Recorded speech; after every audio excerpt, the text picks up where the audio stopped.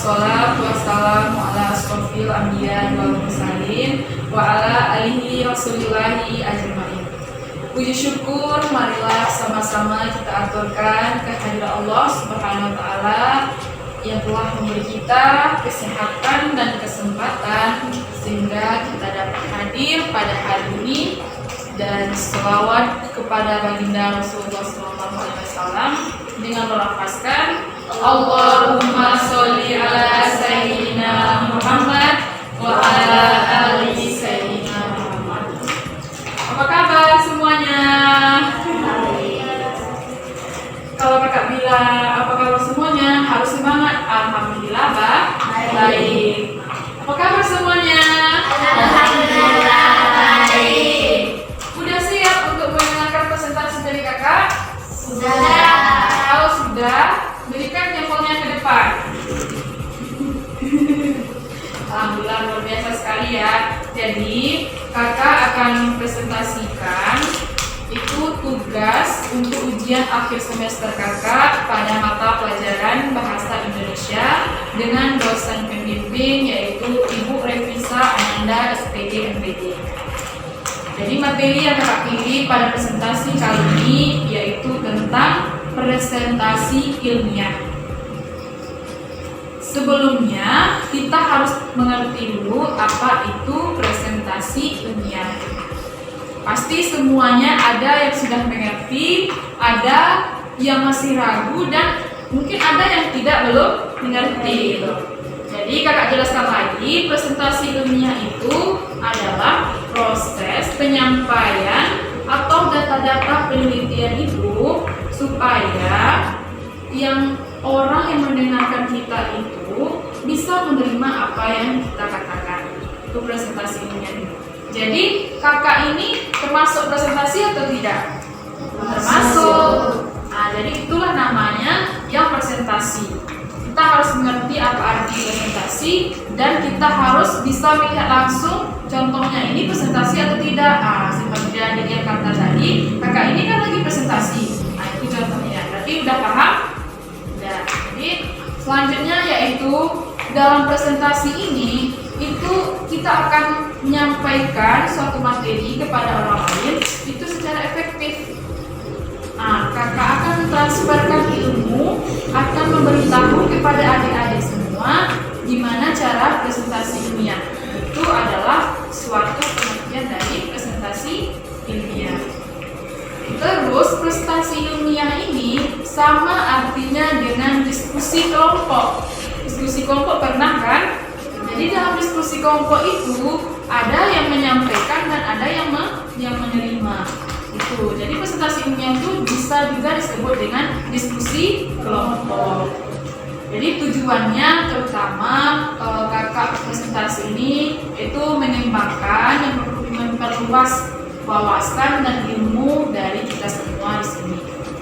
Terus yang poin kedua, kita gak usah banyak-banyak poin tapi tidak mengerti. Biarlah kita itu sedikit, tapi kita bisa menerapkannya pada kehidupan sehari-hari. Tadi konsep tentang presentasi ilmiah sudah paham? Sudah. Apakah ada yang ingin bertanya?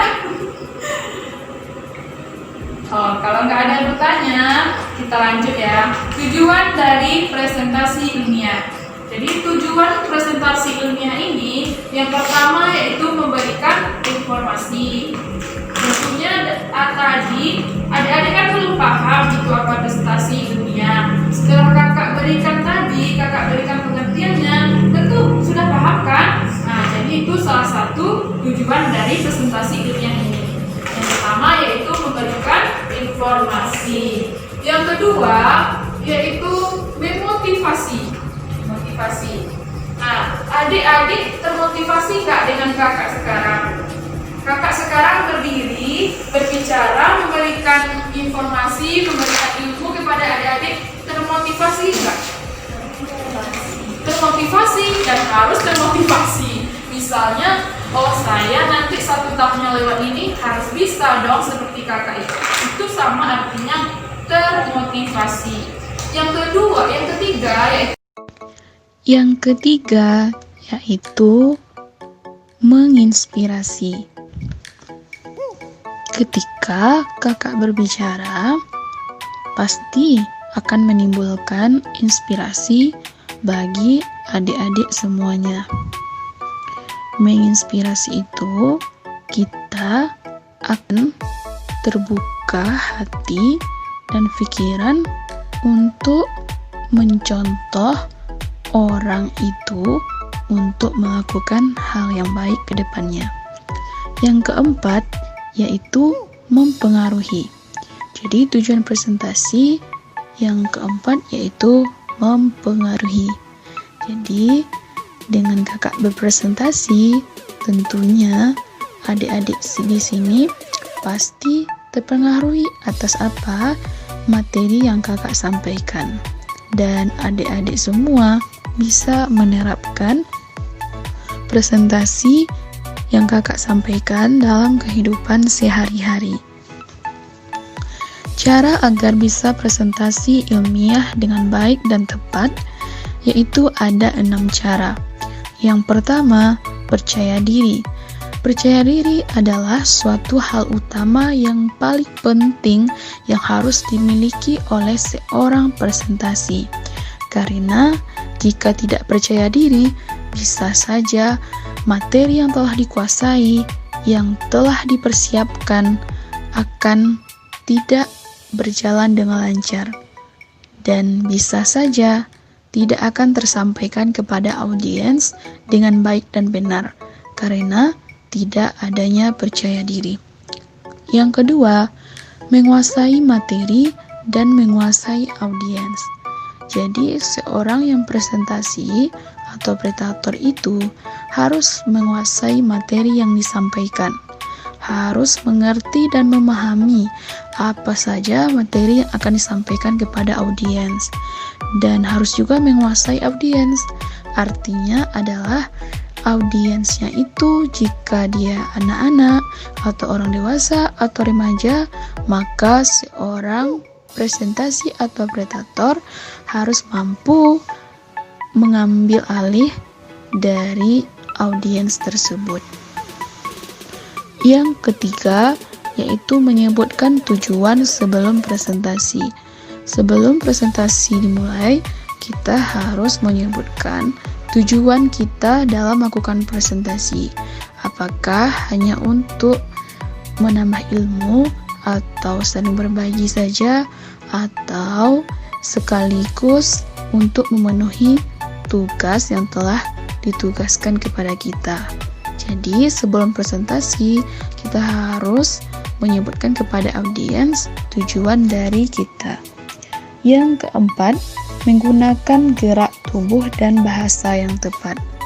Dalam presentasi, kita tidak mungkin hanya diam saja seperti patung, tetapi kita harus menggerakkan tubuh kita, ekspresi wajah, dan menggunakan bahasa yang tepat. Karena hal itu sangat menunjang dalam keberhasilan kita dalam presentasi.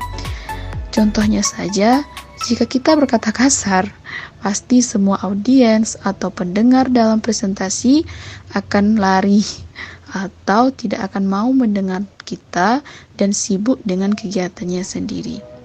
Semangat luar biasa untuk kita semua, dan kakak yakin kita pasti bisa. Allahu Akbar. Allahu Akbar. Burung turi, burung cendrawasih, cukup sekian dan terima kasih. Kakak akhiri dengan wabillahi taufiq wal hidayah. Assalamualaikum warahmatullahi wabarakatuh.